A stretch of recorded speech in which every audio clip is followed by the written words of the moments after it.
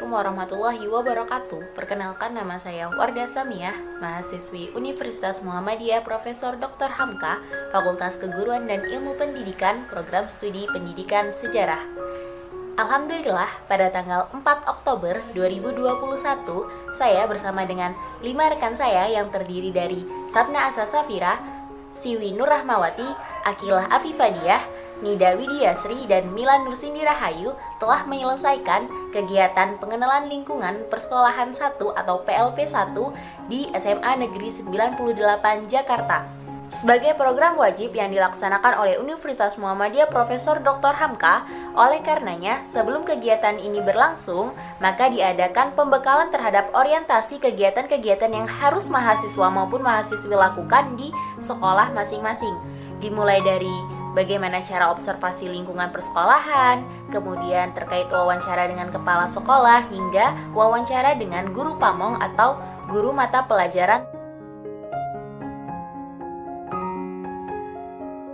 Baik, sebelum kami melaporkan terkait seluruh kegiatan yang kami laksanakan di SMA Negeri 98 Jakarta, di sini kita akan membahas terkait apa sih itu PLP.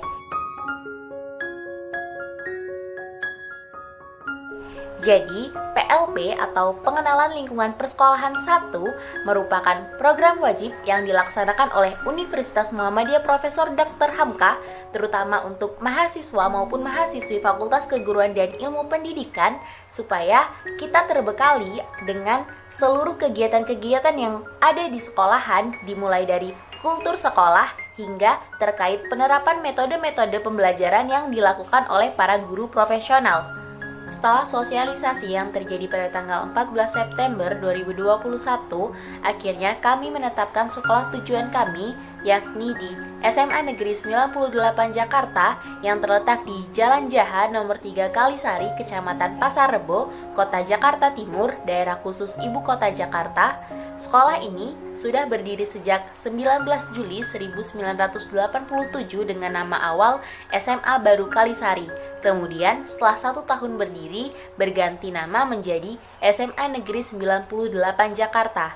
Untuk saat ini, SMA Negeri 98 Jakarta dipimpin oleh wanita hebat yang bernama Bu Markori Jatsi selaku Kepala Sekolah dan Bu Dwi Melestari selaku Wakil Kepala Sekolah Bagian Kurikulum di SMA Negeri 98 Jakarta.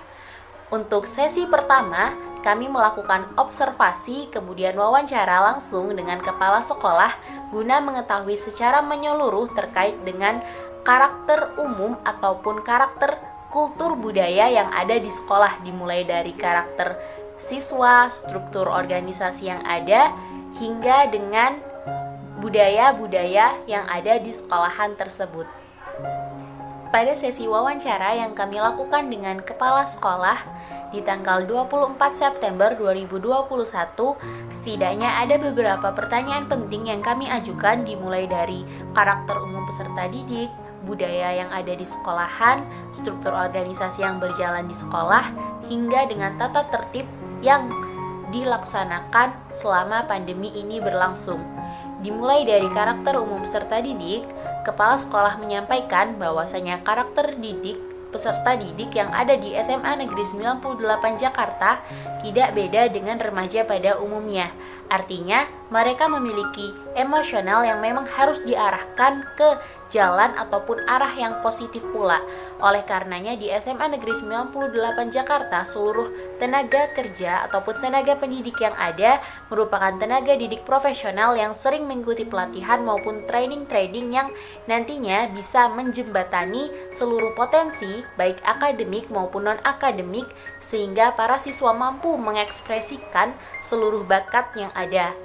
Selain itu, di sisi lain juga SMA Negeri 98 Jakarta menyediakan setidaknya 19 kegiatan ekstrakurikuler, sehingga seluruh peserta didik tidak hanya berfokus pada prestasi-prestasi akademik saja, melainkan juga non-akademik.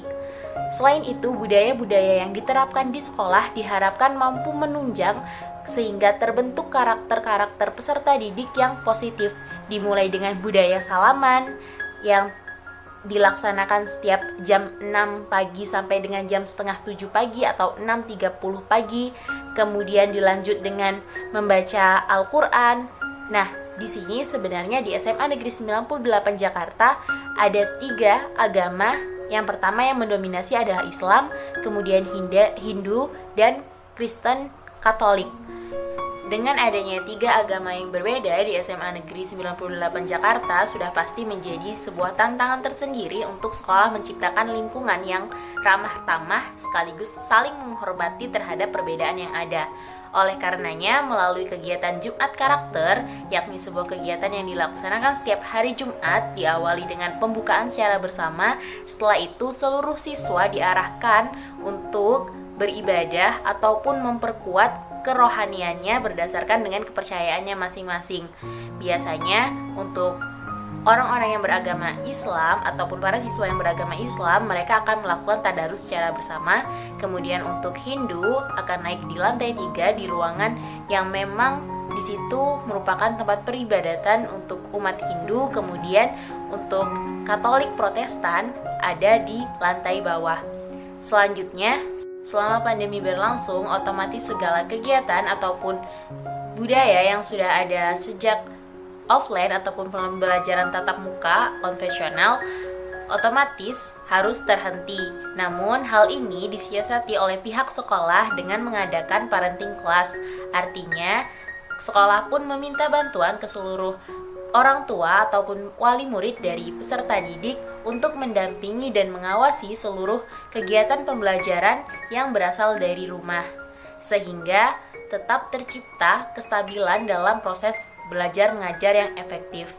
Kemudian, kepala sekolah pun menegaskan bahwasanya selama pandemi ini berlangsung, untuk siswa-siswa yang antusias dimulai dari rajin mengaktifkan kamera, kemudian rajin memberikan pertanyaan dan memberikan komunikasi yang timbal balik, maka otomatis akan mendapatkan nilai yang lebih dibandingkan dengan teman-temannya yang bersifat pasif ataupun tidak mau mengaktifkan kamera.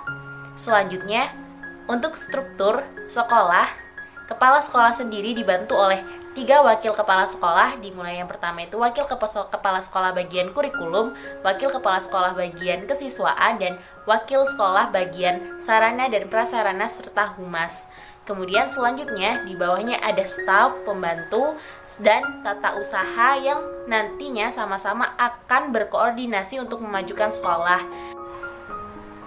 Selanjutnya, beliau juga menambahkan bahwasanya di SMA Negeri 98 Jakarta sendiri, untuk memaksimalkan koordinasi yang ada, maka diputuskan setiap hari Jumat merupakan hari di mana seluruh staf dimulai dari tata usaha, kemudian guru-guru dan kepala sekolah melakukan rapat koordinasi bersama dengan manajemen umum untuk mengevaluasi nilai-nilai ataupun tempat-tempat yang memang memerlukan perbaikan baik dari segi metode pembelajaran hingga tata tertib yang ada.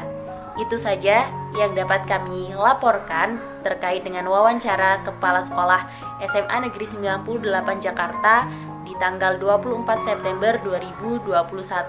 Selanjutnya, kami pun melakukan sesi wawancara dengan Guru Pamong di tanggal 20 September 2021 melalui aplikasi Zoom Meeting.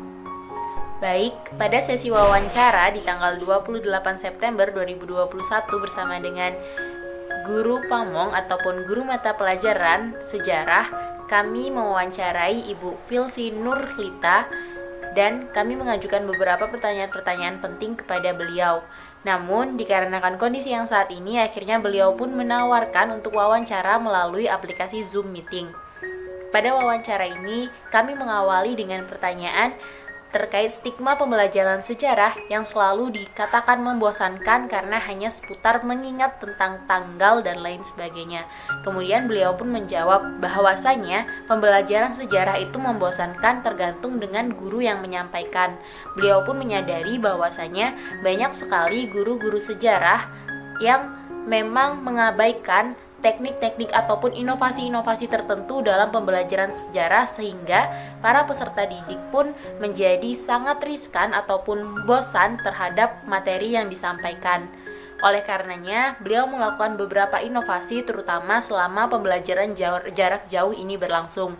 Dimulai dengan pembuatan media pembelajaran video PPT bergerak, kemudian dengan memanfaatkan grup WhatsApp dengan stimulus-stimulus pertanyaan yang ringan, kemudian mengapresiasi para murid yang memang aktif, dan beliau selalu menyampaikan bahwasanya apa yang ditanyakan selama pembelajaran berlangsung, maka pertanyaan-pertanyaan tersebut akan menjadi pertanyaan ketika nanti ulangan, sehingga para siswa tidak perlu susah payah lagi untuk mempelajari seluruh buku ataupun seluruh materi yang tercantum di buku bahan ajar dari bab 1 sampai bab 8 atau lainnya. Hanya mereka perlu mengingat apa yang menjadi bahan diskusi ketika di dalam kelas berlangsung.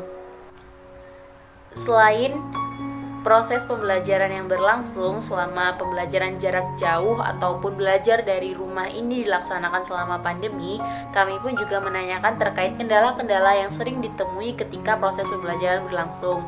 Kemudian Bu Filsi pun menjawab bahwasanya kendala yang sering dialami sudah pasti yang pertama itu terkait dengan kuota internet, kemudian jaringan yang tidak stabil, dan lain-lainnya. Namun kembali lagi, sebagai seorang guru kita pun harus mengambil langkah inisiatif. Kalau memang satu jalan tidak bisa ditempuh, maka kita harus menggunakan jalan yang lain. Jika memang menggunakan aplikasi Zoom Meeting maupun Google Meet dirasa tidak memungkinkan, makanya kami pun memaksimalkan melalui WhatsApp Group. Oleh karenanya, segala bentuk kegiatan memang harus dimonitoring dengan hal-hal yang bersifat spesifik, sehingga tidak ada lagi kita pun membiarkan para siswa untuk tidak belajar sama sekali selama pandemi berlangsung. Kemudian setelah itu kami pun menanyakan pertanyaan yang sangat-sangat krusial dan penting selama pandemi ini, yakni terkait dengan motivasi belajar siswa. Beliau pun menjawab bahwasanya tidak bisa dipungkiri bahwasanya pandemi pun membawa dampak yang cukup serius terkait dengan motivasi belajar siswa. Banyak sekali ataupun ada beberapa siswa yang sampai hari ini tidak mengikuti kegiatan belajar dari rumah atau pembelajaran jarak jauh yang sudah disediakan. Mereka pun sudah mengambil langkah lebih lanjut, yaitu menghubungi orang tua dan lain sebagainya, namun siswa ini tetap pada pendiriannya, yakni malas-malasan untuk berangkat ke sekolah. Artinya selalu ada naik turun terkait dengan motivasi siswa. Namun hal ini pun tidak bisa disepelekan kita sebagai pihak guru. Harus tetap ada proses motivasi secara bertahap. Kalau memang tidak bisa disampaikan secara langsung, kita bisa merangkul teman terdekatnya sehingga temannya nanti akan menebarkan dampak ataupun aura positif sehingga sang anak bisa dirangkul kembali. Selain itu juga beliau mengatakan bahwasanya selama pandemi ini berlangsung memang kita tidak bisa bertatap muka dengan para siswa, namun tetap saja kita harus melaksanakan pembelajaran secara tegas sehingga kita pun tidak kehilangan wibawa, namun jangan terkesan kejam, sehingga para siswa tetap semangat dan mudah memahami materi-materi yang kita sampaikan. Baik, cukup sekian wawancara yang kami lakukan dan observasi yang kami lakukan selama kegiatan pengenalan lingkungan persekolahan 1 di SMA Negeri 98 Jakarta. Bila ada kata yang salah maupun tingkah laku yang kurang berkenan, kami mohon maaf. Selebihnya, inilah laporan yang dapat kami sampaikan. Semoga bermanfaat. Cukup sekian. Billahi fi sabilil haq, fastabiqul khairat, historia vitae magistra. Wassalamualaikum warahmatullahi wabarakatuh. Sampai jumpa kembali di PLP 2.